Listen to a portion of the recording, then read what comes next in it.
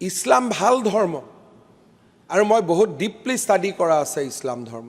আপোনালোকে যদি ইছলাম ধৰ্মলৈ উভতি চাই, দ্বিতীয় বিবাহ ইমান ইজি নাছিলে।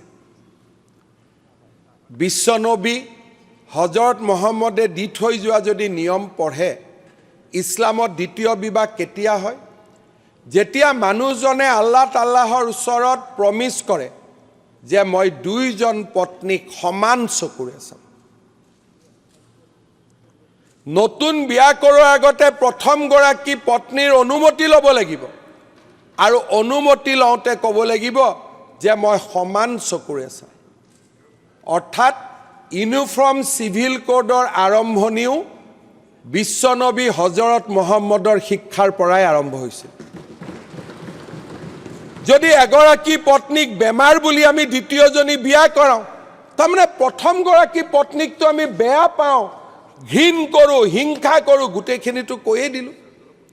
কাৰোবাৰ কেঞ্চাৰ বেডত থকা মহিলা এগৰাকীক যদি আমি সোধোঁ যে মই দ্বিতীয়জনী বিবাহ কৰিব খুজিছোঁ, তুমি বেমাৰ আছা, সেইজনী মহিলাই কি অনুমতি দিব পাৰিব দ্বিতীয় বিবাহৰ? তেওঁৰ পৰা জোৰ কৰি আমি অনুমতি ল'ম, এই নহ'লে তো কালিৰ পৰা ট্ৰিটমেণ্টৰ পইচা নিদিওঁ।